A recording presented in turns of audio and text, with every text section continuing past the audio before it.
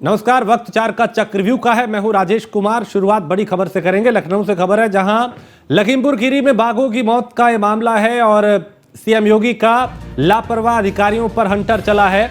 दुधवा के field director, DFO और 3 one ranger हटाए गए हैं। दुधवा के फील्ड डायरेक्टर भी प्रभाकर को हटाया गया है। बफर जोन के डीएफओ सुंदरेश और 3 वन रेंजर हटाए गए हैं। सीएम योगी के निर्देश पर जांच कमेटी का गठन हुआ था और जांच कमेटी की रिपोर्ट के बाद जिम्मेदारों पर यह कार्रवाई हुई है। वन मंत्री अरुण सक्सेना अधिकारी जांच करने गए थे दुधवा, और अब ललित वर्मा को फील्ड डायरेक्टर की जिम्मेदारी दी गई है। अब मामले की जांच विशेषज्ञों की उच्च स्तरीय टीम करेगी।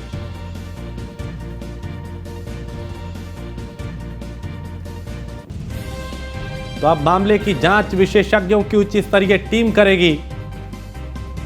तो लखीमपुर खीरी में बाघों की मौत का यह मामला है और सीएम योगी का लापरवाह अधिकारियों पर हंटर चला है, जहां दुधवा के फील्ड डायरेक्टर, डीएफओ और 3 वन रेंजर हटाए गए हैं। दुधवा के फील्ड डायरेक्टर बी प्रभाकर को हटाया गया है और बफर जोन के डीएफओ सुंदरेश और 3 वन रेंजर हटाए गए। तो सीएम योगी के निर्देश पर जांच कमेटी का गठन हुआ था और जांच कमेटी की रिपोर्ट के बाद जिम्मेदारों पर यह कार्रवाई हुई है। वन मंत्री अरुण सक्सेना अधिकारी जांच करने गए थे दुधवा, और अब ललित वर्मा को फील्ड डायरेक्टर की जिम्मेदारी दी गई है। अब मामले की जांच विशेषज्ञों की उच्च स्तरीय टीम करेगी। तो लखीमपुर खीरी में बाघों की मौत का यह मामला है और सीएम योगी का लापरवाह अधिकारियों पर हंटर चला है। तो दुधवा के फील्ड डायरेक्टर, डीएफओ और 3 वन रेंजर हटाए गए हैं और दुधवा के फील्ड डायरेक्टर बी प्रभाकर को भी हटा दिया गया। बफर जोन के डीएफओ सुंदरेश और 3 वन रेंजर हटाए गए हैं। सीएम योगी के निर्देश पर जांच कमेटी का गठन हुआ था और जांच कमेटी की रिपोर्ट के बाद जिम्मेदारों पर यह कार्रवाई हुई है। एस के वाजपेयी हमारे संवाददाता इस खबर पे ज्यादा जानकारी के साथ। एस के वाजपेयी, ये जो चूंकि कमेटी बनी थी उसके बाद अब कार्रवाई जो है, एक्शन दिखाई दे रहा है दुधवा के मामले में? बिल्कुल निश्चित तौर पर लगातार एक्शन मुख्यमंत्री योगी आदित्यनाथ का लगातार जारी है। अगर हम देखें तो जहां पहले एक के बाद एक कुछ समय के अंतराल पर 3 बाघों की मौत हुई थी, एक तेंदुए की भी मौत हुई थी। ये पूरा मामला मुख्यमंत्री कार्यालय से शिकायत किया गया था। मुख्यमंत्री योगी आदित्यनाथ ने खुद पूरे मामले का संज्ञान लिया था और प्राथमिक तौर पर पूरे मामले की वजह क्या है, कैसे संरक्षित बाघों की मौत हो रही है, इस मामले को लेकर मुख्यमंत्री ने जवाब तलब किया था। हालांकि उस दौरान उत्तर प्रदेश के मुख्य वन प्रतिपालक जो सुनील चौधरी थे, वो इस पूरी घटना का वाजिब जवाब नहीं दे सके थे, जिसके बाद मुख्यमंत्री कार्यालय के तरफ से तत्काल उनको उनके पद से हटा दिया गया था। हालांकि पूरे मामले को लेकर मुख्यमंत्री योगी आदित्यनाथ ने जांच कमेटी गठित की थी और जांच कमेटी से पूरे मामले की विस्तृत रिपोर्ट मुख्यमंत्री कार्यालय को फाइल करने के लिए कहा था, जिसमें उत्तर प्रदेश के वन मंत्री, उत्तर प्रदेश के अपर मुख्य सचिव वन मनोज कुमार, उसके अलावा उत्तर प्रदेश के जो अन्य वन विभाग के अधिकारी हैं वो इस टीम में वहां पर पहुंचे थे। सभी अफसरों से पूछताछ हुई थी। पूछताछ के बाद जो चीजें निकलकर सामने आई थी, उन सभी की रिपोर्ट तैयार हो रही है। विशेषज्ञों की सलाह भी ली जा रही है कि आखिर क्या वजह हो सकती है इन संरक्षित बाघों की मौत के पीछे। हालांकि पूरे मामले को लेकर जहां एक निदेशक को हटाया गया है, उसके अलावा एक डीएफओ, 3 रेंजर हटाए गए हैं, क्योंकि भारी भरकम वन विभाग की फौज नेशनल पार्क में तैनात है, जिसकी अगर हम कहें तो जिम्मेदारी ही यही है कि बाघों को संरक्षित करने की दिशा में जिस तरीके से केंद्र से लेकर प्रदेश सरकार तक काम कर रही है, खास तौर पर ऐसे नेशनल पार्क में उनकी व्यवस्था की जाए, वहां पर जो सुविधाएं उत्तर प्रदेश सरकार की हैं वो उनको दी जाएं, कहीं पर कोई ऐसी स्थिति ना बने। हालांकि जो अभी प्राथमिक तौर पर चीजें निकलकर सामने आई हैं, उसके बाद फील्ड निदेशक, एक डीएफओ, 3 रेंजर को और उनके पद से हटा दिया गया है। नए निदेशक की तैनाती हो चुकी है। हालांकि विशेषज्ञों की रिपोर्ट आने के बाद विभागीय कार्रवाई की बात भी कही जा रही है। तो निश्चित तौर पर पूरा मामला कहीं ना कहीं काफी पेचीदा है, क्योंकि बाघों की मौत कैसे हो रही है, जहां एक तरफ देश से लेकर प्रदेश तक लगातार बाघों की संख्या बढ़ रही है। ऐसे में अगर बाघों की मौत होती है तो निश्चित तौर पर चिंताजनक है, जब उत्तर प्रदेश सरकार कई तरीके के प्रयास कर रही हो। अब थोड़ा सा इंतजार करना होगा इस पूरे मामले में विशेषज्ञों की रिपोर्ट का। जी, पे इस तमाम जानकारी के लिए। तो बाघों की मौत को लेकर मुख्यमंत्री पूरी तरह से सख्त है और वो लगातार अब यहाँ पे एक्शन लेते हुए दिखाई दे रहे हैं और कई अधिकारियों पे, जिम्मेदारों पे इसकी गाज भी गिरी है। शुक्रिया एसके वाजपेयी इस तमाम जानकारी के लिए। तो यहाँ पे चूंकि मुख्यमंत्री की निगरानी में ये जांच हो रही थी, एक कमेटी का गठन किया गया था और उसमें ये एक्शन लिया गया और अब एक्शन जो है वो साफ दिखाई देने लगा है। तो बाघों की मौत के गुनाहगारों पर एक्शन जारी है। और एक बार फिर हम एसके का रुख करते हैं, क्योंकि लगातार जिस तरह की जानकारियां आ रही हैं वो यही कि मुख्यमंत्री पूरी तरह से इस मामले को लेकर गंभीर है। एसके वाजपेयी आवाज अगर आपको मिल रही है तो सवाल यही कि मुख्यमंत्री ने जिस तरह से इस पूरे मामले पे गंभीरता दिखाई, वो ये संदेश दे रहे हैं कि इस पर किसी भी तरह की लापरवाही बर्दाश्त नहीं की जाएगी। बिल्कुल निश्चित तौर पर, क्योंकि अगर हम देखें तो मुख्यमंत्री योगी आदित्यनाथ ने इस घटना की जानकारी होते ही सबसे पहले प्राथमिक तौर पर जो मुख्य वन्य जीव प्रतिपालक हैं उनसे इस पूरे मामले पर रिपोर्ट मांगी थी और उनसे कहा था कि क्या वजह है, उनके पास अभी तक क्या वजह निकलकर सामने आई है कि कैसे एक के बाद एक 3 बाघों की मौत होती है, एक तेंदुए की मौत होती है और इसके पीछे आखिर कारण क्या है। क्योंकि कारण बहुत सारे हो सकते हैं, हालांकि जो विशेषज्ञ हैं उन्होंने कई चीजें बताई थी, लेकिन बावजूद इसके उत्तर प्रदेश के मुख्य वन प्रतिपालक इसका जवाब नहीं दे सके थे, जिसके बाद उत्तर प्रदेश के मुख्य वन प्रतिपालक सुनील चौधरी को उनके पद तत्काल हटा दिया गया था। जिसके बाद मुख्यमंत्री योगी आदित्यनाथ ने पूरे मामले को गंभीरता से लेते हुए जांच कमेटी गठित की थी, जिसमें उत्तर प्रदेश के वन मंत्री अरुण कुमार, उसके अलावा उत्तर प्रदेश के अपर मुख्य सचिव वन मनोज के नेतृत्व में टीम मौके पर गई थी, जहां पर वहां के कर्मचारियों से, वहां के डीएफओ से, उसके अलावा फील्ड निदेशक से, साथ ही साथ जो रेंजर्स उस रेंज में तैनात हैं, चूंकि मैलानी रेंज का मामला है जहां पर यह घटना हुई है, तो उस रेंज के जो रेंजर्स थे, उसके अलावा साथ ही साथ जो वहां पर आदिवासी लोग रहते हैं, जो स्थानीय लोग हैं, जो कहीं ना कहीं इस पूरी घटना को जान रहे थे या जिनके आसपास ये घटनाएं हुई हैं, उनसे भी बयान लिए गए हैं। हालांकि प्राथमिक तौर पर जो चीजें निकलकर सामने आई हैं उनके आधार पर आज देर रात ही बड़ी कार्रवाई फिर से हुई, जिसमें फील्ड निदेशक को हटाया गया, साथ ही साथ एक डीएफओ और 3 रेंजर्स भी हटाए गए। ठीक है, इसके वाजपेयी आप बने रहिए, लेकिन हमारे साथ अवध भी हैं, लखीमपुर खीरी से हमारे संवाददाता। अवध, जिन अधिकारियों पे गाज गिरी है, क्या इन्हीं की लापरवाही अब तक सामने आई है या अभी संख्या और बढ़ सकती है? वहां पे क्या ऐसा हुआ था जिस वजह से बाघों की ये मौत हुई, उसको लेकर मुख्यमंत्री की गंभीरता नजर आई और अब एक्शन दिखाई दे रहा है? स्वाभाविक बात थी, क्योंकि जब पहले बात की, आज से 2 महीने पहले जब बाघ की मौत हुई थी, तो यदि कुछ समय ही पूरे मामले की जांच की जाती, पूरे कारणों का पता किया जाता कि किस तरीके से बाघ की मौत हुई है, और वन विभाग के अधिकारी उस घटना से यदि ले लेते उसका, यानी घटना का जो अवतरण था उसको ले लेते और ये समझने की कोशिश करते कि आखिरकार जो बहुत महत्वपूर्ण अंग है, जो दुधवा टाइगर पार्क है, वो बहुत महत्वपूर्ण अंग है। करोड़ों रुपए का बजट सरकार द्वारा इस पे भेजा जाता है जानवरों की रखरखाव करने के लिए, लेकिन वन विभाग के अधिकारियों ने इस मामले को गंभीरता से नहीं लिया, जिसका परिणाम यह हुआ कि सिलसिलेवार ढंग से जो बाघ की मौतें थी वो होना शुरू हो गई। जब मौतें शुरू होना हो गई, जब 45 दिन में 4 बाघों की मौत हो जाती है, तब मुख्यमंत्री का जो तेवर है वो बेहद कड़ा हो जाता है। उनका जो तेवर भी कड़ा होना स्वाभाविक है, क्योंकि 4 बाघों की मौत हुई और वन विभाग के जो वन महकमे के अधिकारी हैं वो इस दौरान कुछ भी नहीं कर पाए और सिर्फ उधर राष्ट्र बने रहे। दूसरी बात यह है कि जो बाघ है, जो बाघों की संख्या जो इंसानी बस्तियों की तरफ बाघों का जो विचरण हो रहा है, जो बाघों का जो रुख है इंसानी बस्तियों की तरफ जिस तरीके से बढ़ रहा है, वो भी कहीं ना कहीं बाघों की सेहत के लिए खतरनाक है। और दूसरी बात, जो इंसानी बस्तियों और बाघों में ये कई चीजें सामने आ रही हैं। चलिए, बहुत शुक्रिया अवध और एसके वाजपेयी, आप दोनों का बहुत शुक्रिया इस तमाम जानकारी के लिए। तो मुख्यमंत्री ने एक्शन लिया और कई अधिकारियों पे गाज गिरी। आगे बढ़ते हैं। उत्तर प्रदेश के प्रतापगढ़ को 2150 करोड़ की विकास परियोजनाओं की सौगात मिली है। प्रदेश के सभी जिलों में विकास परियोजनाओं को पहुंचाने का प्रयास किया जा रहा है और इस क्रम में प्रतापगढ़ को विकास परियोजनाओं के लाभ से जोड़ा गया है। सोमवार को मुख्यमंत्री योगी आदित्यनाथ की मौजूदगी में केंद्रीय मंत्री नितिन गडकरी ने 5 राष्ट्रीय राजमार्गों के निर्माण का शिलान्यास किया। इस मौके पर मुख्यमंत्री ने कहा, प्रदेश में विकास और कनेक्टिविटी पर विशेष रूप से ध्यान दिया जा रहा है। यूपी विकास की राह पे आगे बढ़ रहा है और प्रदेश में हाईवे और एक्सप्रेसवे का निर्माण तेजी से किया जा रहा है।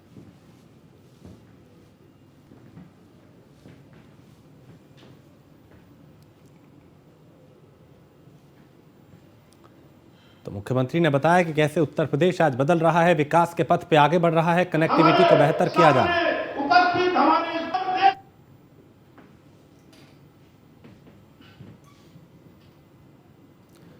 तो प्रदेश में हाईवे और एक्सप्रेसवे का जाल लगातार बिछाया जा रहा है। प्रतापगढ़ को 2150 करोड़ की विकास परियोजनाओं की सौगात आज दी गई।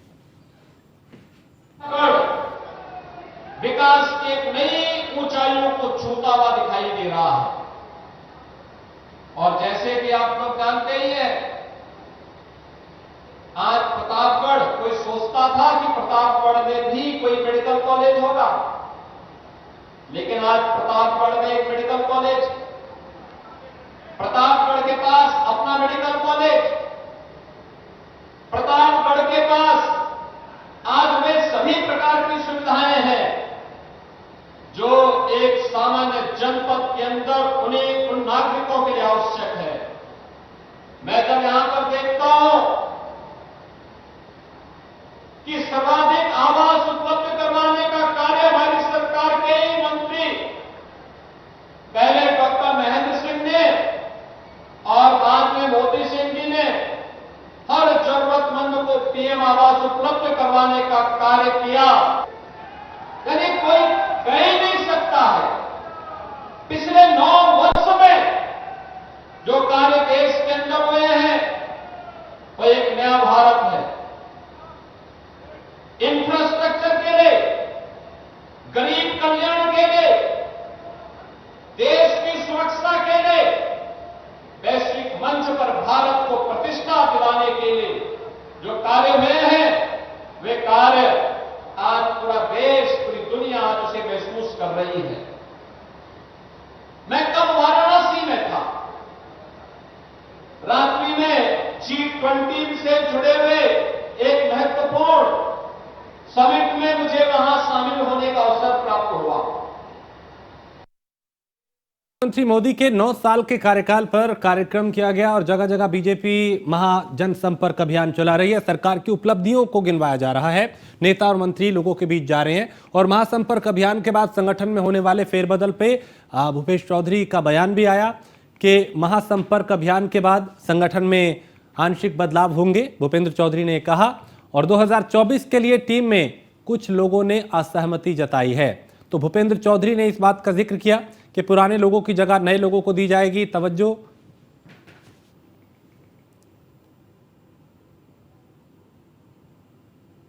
प्रदेश अध्यक्ष हैं उत्तर प्रदेश के भूपेंद्र चौधरी, उन्होंने बयान दिया और बताया कि कुछ बदलाव होंगे। भारतीय जनता पार्टी का महाजनसंपर्क अभियान चल रहा है। हमारे साथ बात करने को मौजूद हैं भूपेंद्र चौधरी, प्रदेश अध्यक्ष भारतीय जनता पार्टी के। सर, महाअभियान तेजी से चल रहा है, आज भी आपने टिफिन बैग ट्रेके की है, अब शीर्ष नेतृत्व भी इसमें आने जा रहा है। भारतीय जनता पार्टी ने जो महाजनसंपर्क अभियान के तहत जो अलग अलग कार्यक्रम हम लोगों ने बनाए हैं, तो उसमें लोकसभा के हिसाब से सभी लोकसभाओं की बड़ी बड़ी रैली हम लोगों को करनी है। तो अभी वर्तमान जो व्यवस्था है उसमें केंद्रीय पार्टी की ओर से जो क्लस्टर इंचार्ज बनाए गए हैं उन लोगों को रैलियों में या कुछ कार्यक्रमों में प्रतिभाग करना है, रहना है। हम लोगों ने राज्य की ओर से भी माननीय मुख्यमंत्री जी, माननीय दोनों डिप्टी सीएम, उत्तर प्रदेश सरकार के वरिष्ठ लोग, संगठन के वरिष्ठ पदाधिकारी भी कार्यक्रमों में प्रतिभाग कर रहे हैं। पार्टी की इच्छा है उत्तर प्रदेश राज्य की इकाई की कि माननीय प्रधानमंत्री जी, माननीय गृह मंत्री जी और माननीय राष्ट्रीय अध्यक्ष जी के भी या माननीय रक्षा मंत्री जी के भी कार्यक्रम मिले। उसके लिए हमने केंद्रीय पार्टी से रिक्वेस्ट की है। अब निर्णय केंद्रीय पार्टी को जैसे समय अनुसार परिस्थिति होगी मान्य उसका। अखिलेश यादव, क्योंकि आप जो भी कार्यक्रम करते हैं, क्योंकि 24 की तैयारी में अखिलेश यादव भी तैयारी कर रहे हैं, सॉफ्ट हिंदुत्व से अब हार्ड हिंदुत्व तक आ रहे हैं, आपके आयोजनों पे भी प्रश्न उठा रहे हैं कि टिफिन ये बच्चों के कार्यक्रम होते हैं, वही बूथ स्तर पे आप उतरने की कोशिश कर रहे हैं। तो कहीं ना कहीं विपक्ष एक बार एकजुट होते हुए आपको दिख रहा है, आप लोग घेरते हुए। समाजवादी पार्टी की कोई वैचारिक वैचारिक प्रतिबद्धता है नहीं।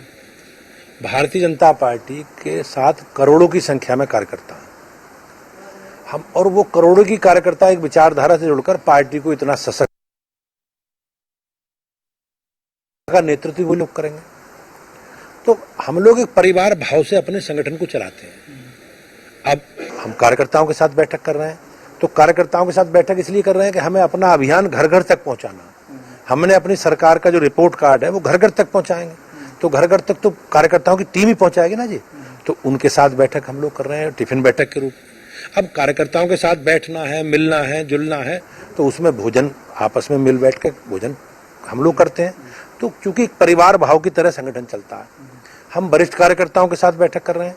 तो ऐसे कार्यकर्ता जिन्होंने लंबे समय तक हमारी पार्टी की विकास यात्रा में अपना जीवन और अपना समय दिया है, तो उन लोगों का भी सम्मान करना, उन्हें भी सम्मान के साथ जोड़ना है। हमने बिजली, पानी, सड़क, शिक्षा, स्वास्थ्य सारे विषयों पर काम किए। तो प्रदेश की और देश की महान जनता को बताना तो अधिकार है हमारा, और अपने रिपोर्ट कार्ड के साथ जनता के बीच में जा रहे हैं। चौधरी जी बताया था कि हमारी पूरी तैयारी है, पूरी टीम के साथ काम करते हैं, और जो लोग इस पे प्रश्न उठा रहे हैं क्योंकि उन्होंने कभी संगठन तौर पे काम किया नहीं है, एक परिवार की तरह है, और परिवार अपना खुद जनता के द्वारा किए गए कामों को लेके अपना रिपोर्ट कार्ड लेके जा रही है, और 80 में 80 लोकसभा सीट जीत के दिखाएंगे। वीडियो वीरेंद्र के साथ Manish Mishra, news India, Lucknow. Bharatiya Janata party. और खबर मुजफ्फरनगर से है, जहां विकास तीर्थ यात्रा अवलोकन के तहत नवनिर्मित नेशनल हाईवे का निरीक्षण किया गया और मोदी सरकार में मुजफ्फरनगर वासियों को बड़ी सौगात मिली है। 1200 करोड़ की लागत से बने नेशनल हाईवे से सुविधा मिलेगी, और केंद्रीय मंत्री संजीव बालियान के प्रयासों से मुजफ्फरनगर वासियों को ये बड़ी सौगात मिली है। हरियाणा से हरिद्वार को जोड़ने वाले बाईपास का लगभग 11 किलोमीटर लंबा हाईवे तैयार है। और निरीक्षण के दौरान केंद्रीय मंत्री संजीव बालियान, राज्य मंत्री कपिल देव अग्रवाल, कई प्रमुख मौजूद रहे। बिना बाईपास से लेके रामपुर तिराहा तक इस नेशनल हाईवे को जोड़ा गया है।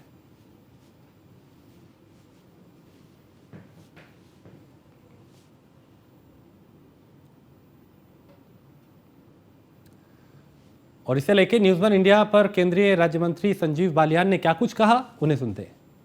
लगभग 1200 करोड़ की लागत से 11 किलोमीटर का एक महत्वपूर्ण बाईपास मुजफ्फरनगर में बना है, और इसी का निरीक्षण करने के लिए मंत्री डॉक्टर संजीव बालियान आज इस बाईपास का निरीक्षण कर रहे हैं। उन्हीं से पूछते हैं कितना लाभ मंत्री जी इस बाईपास के बनने से मुजफ्फरनगर को मिलेगा। जो ट्रैफिक हरियाणा से आता था और हरिद्वार ऋषिकेश जाता था, वो हमारे शहर के बीच से होकर गुजरता था। पूरा शहर जाम और पूरे शहर में कंजेशन। इस पीना से रामपुर तिराहे के पास हम हैं, यहाँ उतरने के बाद सारा हरियाणा का ट्रैफिक ऋषिकेश इसी रूट से जाएगा, और इधर के क्षेत्र के लोग भी शहर के अंदर नहीं जाएंगे, बाहर से गुजरेंगे। तो एक तो शहर के अंदर कंजेशन कम होगा। ये सबसे पिछड़ा क्षेत्र था हमारे जनपद का, आप कह सकते हैं। इसकी डेवलपमेंट आप देख सकते हैं, कितना सुंदर सड़क बन गई है, दोनों तरफ कितने अच्छे खेत लग रहे हैं। मुझे तो मुजफ्फरनगर की जनता से मेरी अपील है, 1 महीने में पूरा तैयार हो जाएगा। हर व्यक्ति से देखने के लिए अपने बच्चों को दिखाए। ये वर्ल्ड क्लास इंफ्रास्ट्रक्चर का एक नमूना मुजफ्फरनगर में है। प्रधानमंत्री का बहुत बहुत धन्यवाद। आउट ऑफ वे जाके 1200 करोड़ की लागत से ये बाईपास आदरणीय प्रधानमंत्री जी, आदरणीय नितिन गडकरी जी ने मुजफ्फरनगर को सौगात दिया। कितना संघर्ष करना पड़ा आपको इसके लिए? आप बता रहे हैं कि जब आपने ज्वाइन किया उसके बाद तुरंत बाद चिट्ठी लिखी और आज ये बन करते हैं। खुशी की बात यह, जो मेरे लेटर पैड 27 मई 2014 को तैयार हुआ था, पहला पत्र मैंने पानीपत करीमा नेशनल हाईवे बनवाने के लिए गडकरी जी को दिया था। 3 साल उत्तर प्रदेश सरकार ने एनओसी नहीं दी। पैसा केंद्र सरकार का, जब योगी जी मुख्यमंत्री बने मैं उनके पास गया 2017 में, उसके बाद एनओसी दी गई, नहीं आप इसको नेशनल हाईवे बना लीजिए। उसके बाद संघर्ष इस बाईपास का शुरू हुआ। एनएच चाहता था कि हम 1200 करोड़ क्यों लगाए, प्रदेश सरकार का काम है। गडकरी जी ने बड़े प्रयास करके अनुमोदन दिलवाया, और आज ये बनकर तैयार है। तो मेरे लिए तो बड़ी खुशी की बात है कि मुजफ्फरनगर का कितना बड़ा काम हुआ है। तो मैं तो व्यक्तिगत रूप से मेहनत बड़ी हुई, मेहनत के बाद जो पसीना के बाद जो आनंद आता है वो आनंद मुझे अनुभव। मंत्री जी, पूरे मुजफ्फरनगर के रिंग रोड में एक तब्दील कर दिया है, क्या कहेंगे इसके लिए? देखिए, ये भी नेशनल हाईवे, पीना से जो वेलना चौक है वो 250 करोड़ की लागत से काम चल रहा है, वो भी नेशनल हाईवे, और उधर से NH 58 का नेशनल हाईवे। तो पहला शहर होगा मुजफ्फरनगर देश का कि जिसमें चारों तरफ नेशनल हाईवे रिंग रोड बनाई है, प्रदेश सरकार ने नहीं बनाई। जो पूछते हैं ना मोदी जी ने क्या किया, जो शहर में कई नेता पूछते हैं ना कि सरकार में क्या हुआ, इन सब नेताओं को एक दिन बैठा के विपक्ष के चारों तरफ को घुमा देंगे मुजफ्फरनगर, बस इन्हें पता लग जाए क्या हुआ। क्या कितना लाभ कहेंगे इस क्षेत्र के लोगों को? भाई एक बार आप लोगों से पूछो दोस्त, उनकी खुशी का कोई ठिकाना नहीं। हमने जानकारी करी कि रास्ते भी नहीं थे इन गाँव में, और आज बाईपास। ये आप अमित रावल की मुस्कान से देखिए, 1 करोड़ रुपए भी इसकी जमीन होगी। आप कल्पना कीजिए कि सोचिए, इंडस्ट्री आएंगे दोस्त, यहाँ होटल आएंगे, रेस्टोरेंट आएंगे, आप देखना भविष्य इस क्षेत्र का है। लगभग 1200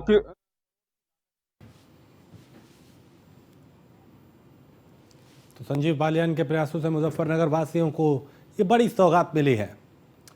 और संजीव जीवा हत्याकांड से जुड़ी इस वक्त बड़ी खबर आ रही है, जहां जीवा के हत्यारे विजय का कैमरे के सामने कबूलनामा हुआ है और जीवा के हत्यारे विजय यादव ने कत्ल की कहानी सुनाई है। हत्यारे विजय ने कहा कि असलम ने दी थी जीवा की सुपारी और नेपाल में असलम से मिलने की बात विजय ने कबूल की है।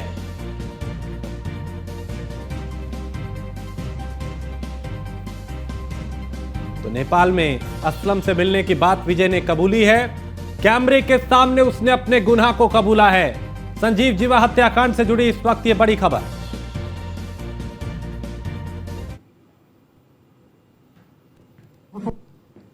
उसमें आतिफ नाम का लखनऊ जेल में बंद है। उसका दाढ़ी एक बार इस आदमी ने उतारा था। उसका भाई मुझे नेपाल में मिला। आतिफ के भाई का नाम असलम है। कुर्ता पैजामा पहनता है, हल्का दाढ़ी है। उसने बोला मेरे भाई का दाढ़ी उतारा है, तो मेरे लिए काम करो, मैं तुम्हें 20 लाख रुपए दूंगा।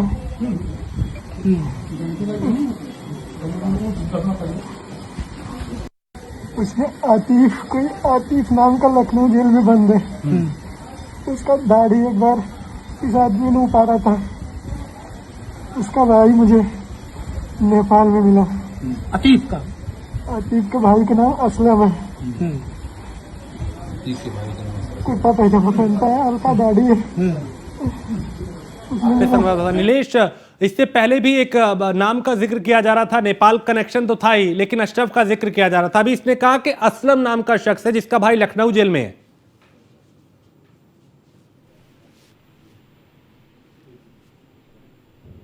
नीलेश, आप सुन पा रहे हैं? मेरी आवाज अभी नीलेश तक नहीं पहुंच रही, कोशिश करेंगे उन तक संपर्क हो और वो विस्तार से बताएं, क्योंकि कैमरे के सामने ये वही शख्स है जिसने जीवा की हत्या की थी। अब कैमरे के सामने ये अपने गुनाह को कबूल कर रहा है और बता रहा है कि इसका कनेक्शन किससे था और कैसे इसने किसके कहने पे इस हत्याकांड को अंजाम दिया। और नीलेश हमारे साथ एक बार फिर जुड़ चुके हैं। नीलेश, आपको आवाज मिल रही है मेरी? देखिए, बिल्कुल आपको बता दूं कि कोर्ट परिसर के अंदर जिस तरीके से संजीव जीवा को 8 गोली मारकर मौत के घाट उतारा गया था, उसके बाद जो उसका आरोपी विजय यादव था, अधिवक्ताओं ने उसकी जमकर पिटाई की थी। पिटाई करने के बाद बलरामपुर अस्पताल में भर्ती कराया गया था, जहां पर उसका एक वीडियो सामने आया है, जहां वो कबूल रहा है कि गोसाईगंज जेल में अतीक नामक एक व्यक्ति बंद है। उसी के कहने पर उसके भाई से मुलाकात नेपाल में हुई थी और नेपाल में जब मुलाकात हुई तो मुलाकात के दौरान जो अशरफ नाम का व्यक्ति है उसने उसको अपने साथ काम करने के एवज में 20 लाख रुपए देने की बात कही थी। जिसके बाद वो लखनऊ आया और लखनऊ में उसको ये काम बताया गया कि संजीव जीवा की हत्या करनी है। हत्या करने के लिए वो जब कोर्ट रूम पहुंचा तो एक के बाद एक 8 गोलियां मारी और जिसके बाद संजीव जीवा की मौत हो गई। अब ये जो वीडियो सोशल मीडिया पर वायरल हो रहा है तेजी के साथ, हम भी अपने दर्शकों को दिखा रहे हैं कि किस तरीके से ये वीडियो अस्पताल का बाहर आया है। उससे ये साफ हो जाता है कि किस तरीके से जेल के अंदर बंद अतीक ने पूरी साजिश रची। उसके बाद अपने भाई अशरफ को उसमें शामिल किया और शामिल करने के बाद अब जो है अशरफ के इशारे पर लखनऊ के सिविल कोर्ट है उसके अंदर संजीव जीवा की निर्मम हत्या कर दी जाती है। अब देखना होगा इस पूरे प्रकरण में नेपाल में बैठे सरगना को कैसे पुलिस हैंडल करती है, कैसे जो नेशनल जांच एजेंसियां हैं इसको गिरफ्तार करके सलाखों के पीछे देखती हैं। ठीक है नीलेश, आप मेरे साथ बने रहिए, कुछ और खबरों पे आपसे जानकारी लेंगे। फिलहाल शुक्रिया।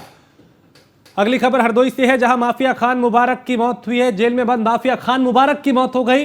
हरदोई जिला जेल में बंद था खान मुबारक और अंबेडकर नगर का रहने वाला था खान मुबारक। जिला जेल के अस्पताल में इसका इलाज चल रहा था। तबीयत बिगड़ने पे मेडिकल कॉलेज ले जाया गया और मेडिकल कॉलेज के डॉक्टर ने उसे मृत घोषित कर दिया है।